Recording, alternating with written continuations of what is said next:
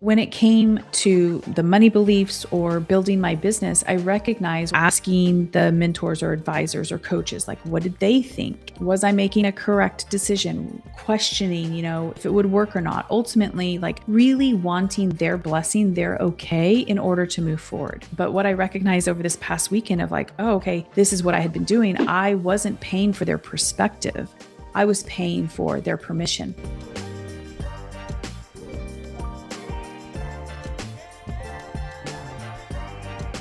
Welcome back to Your Money, Your Rules. Today, I want to discuss an awareness that I discovered over this past weekend that I recognize in myself and what I was actually doing for so many years. I see this in my clients as well. And it's this idea that we have made our mentors become stand-ins for our parents and their validation. So let's dive in.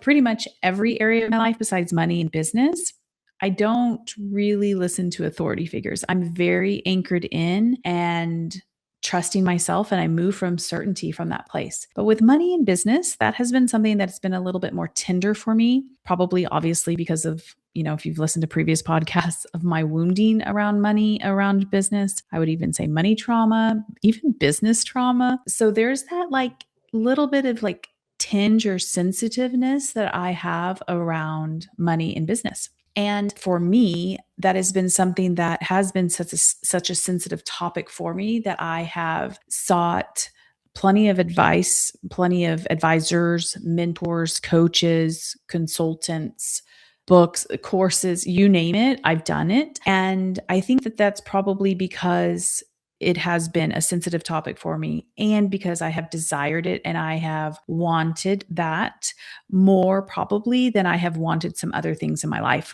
And so, of course, I'm going to put the attention on it, probably over, not that I haven't valued my health because I've always taken care of myself, but it has been something that for me has been more natural for me. Parenting has been more natural than maybe, the money and the business side. Not that I'm not good at it, but definitely I should say the attention is more fixated on money and business. It has been in my life than parenting or my health and things of that sort.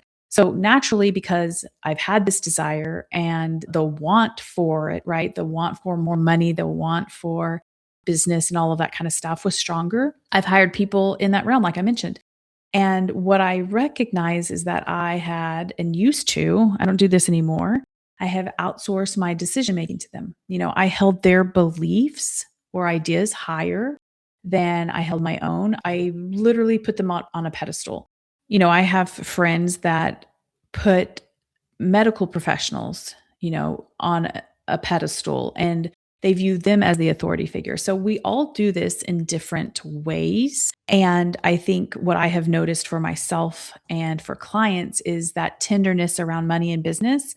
We do this for in the business realm and then the money realm. And what I recognized is it was like this unconscious belief, unconscious thread that I was seeking permission from my father. I love my dad. He's amazing. I respect him. He, gave me an opportunity. He and my uncle gave me an opportunity to walk into I think it was like a 30-year-old business at the time to have, it didn't take long to have complete access and to be managing all of the money, to be really running a lot of the company and to be on that more advisory role. So I'm so grateful for that because there's so much that I learned by sitting in the seat and doing the things that I did in the business. And also what I recognize is that at the time, I would value his opinion, right, over my own. And I don't know when it happened, somewhere along the way, I learned that what I thought about myself, what I trusted for myself mattered less than what either he thought about me or my uncle thought about me or what I was capable of. And when I reflect on this, I noticed that growing up, there's patterns, right? Growing up early on, like maybe because me and my dad hung out more than me and my mom did. He was more of a level-headed presence, at the time. And then when we began to work together, there was that whole dynamic too. And I remember so often there being, and I didn't have the language for it at the time, but I would have these ideas. I would have these downloads, these intuitive hits that I would tell him to act on. And then he would dismiss them because I couldn't give him the 3D proof. I remember there was this one project manager that I was like, we have to let him go. We've written him up so many times. We've told him what he needs to do. He's not doing it. Like, we've done all the things that we need to do. It's just time. Like, the company morale is changing because of the people working with him. Like, it was just a whole dynamic. And I know at the time, I think my father was acting from a place of fear. Like, instead of that intuitive hit and that being enough for him, I actually had to, because he was really concerned about, well, our unemployment rate would go up. And if you know anything about unemployment rates, they stay for a certain number of years on your record, and you pay that on your certain percentage of payroll. I don't want to dive down into the rabbit hole and explain all that, but like, that was a fear for him. He didn't want his unemployment rate for all of the payroll to go up for a significant amount and for an extended period of time. And I remember I actually had to go in and calculate, like, okay, if the rate became this, what would we pay on that for how many years? And all of this, like, I had to do the 3D proof stuff for him to finally see, oh, okay, this makes sense, versus him just trusting me with my intuitive download and my hits that I was getting, that this wasn't a best fit anymore. And so ultimately, when he saw what I call the 3D proof, when he saw the numbers and the data, he was like, okay, that makes sense to him, in addition to all of the other, emotional stuff and the things that he wasn't performing on. So there was that little inkling, I think, for me, that I always felt like I had to prove or I had to earn. And this isn't a blaming of my dad. This isn't of what he did wrong, but I do notice this in my clients, of where we sometimes still operate from that child perspective versus coming at it from a very empowered adult. So when it came, to the money beliefs or building my business, I recognized where I would begin looking outside of myself for the answer. Asking the mentors or advisors or coaches, like, what did they think?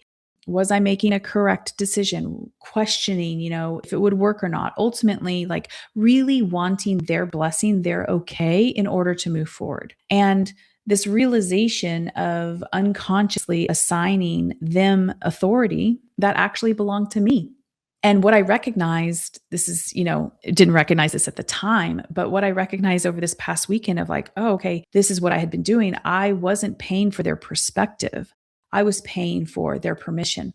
And I was asking them for certainty. And I was trying to, get their certainty that was actually my responsibility. And so I say all of this to say that if this is you, it's totally normal. I think a lot of us, have unconscious programming still going on around our parents. What I've recognized for a lot of my clients is there has been this earning desire, right? Like, we, as a child, we wanted to earn our parents' love and affection and attagirls. And we did that a lot by looking to them to see if they were proud of us, looking to them to see if they approved of what we were doing or what we weren't doing. And we just moved that into our business. And so I think for some of us, we are hiring mentors or advisors, right? That we're wanting to receive that from them because that's something that we never received growing up. And this is why I always say, like, I help people return home to themselves. I don't help you become someone new, because this is already inside of you. Trusting yourself, feeling certainty in yourself.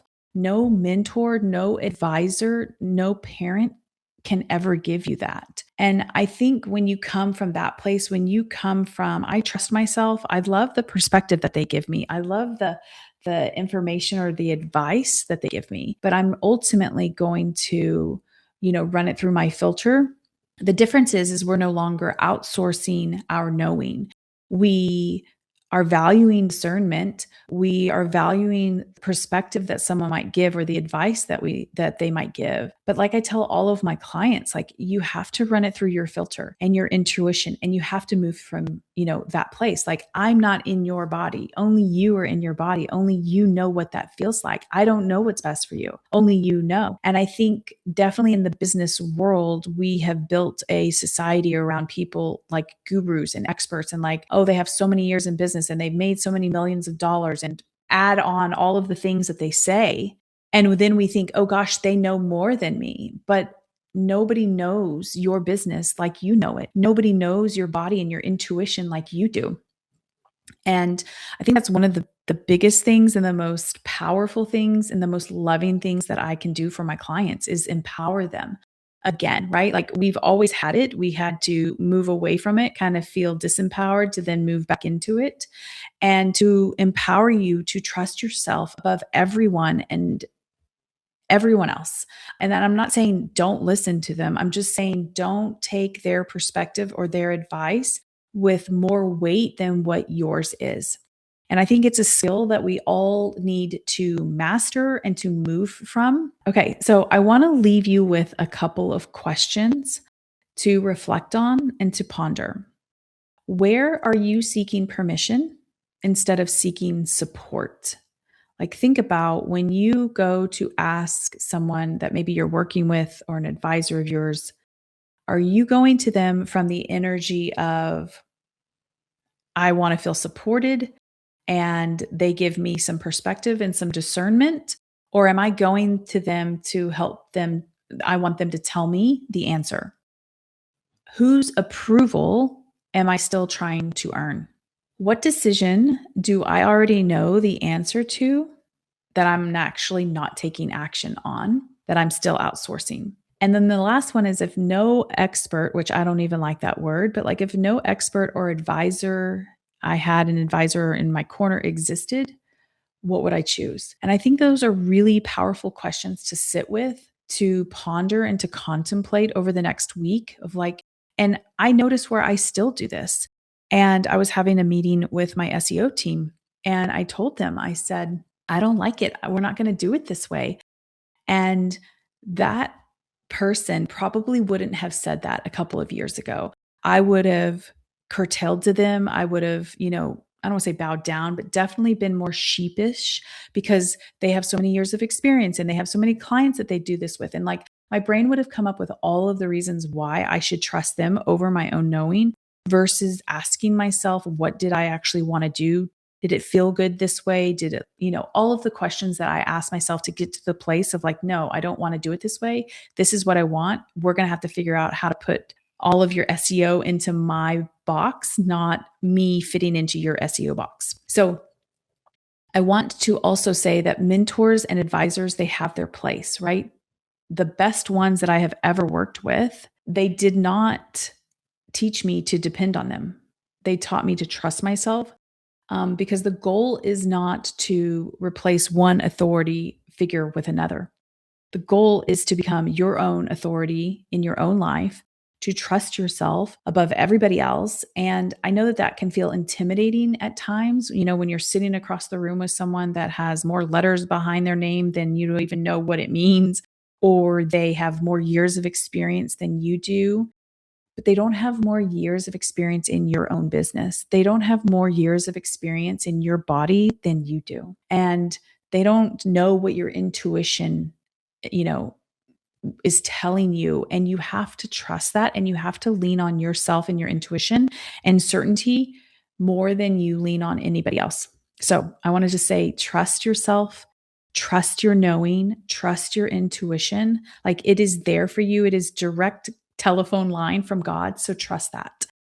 I also want to say that if you are a female founder who wants a different kind of support, a different level of support, where you're not going to be told what to do, where you're going to be supported in every decision that you make in your decision-making process and, anchored into your trusting of yourself above everyone else, above everybody else on your team, employees, whatever it might be, I would love to connect and see if we are a good fit for each other.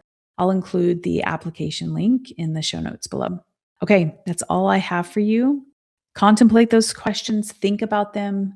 And, it may not just show up in money and business, it may be showing up in who you're working with your health. It may show up in, your child's school. So just think about that. Might, I know I talk a lot about money and business, but it might be showing up in other areas too. And so think about that as well. Okay, I'll see you in the next episode.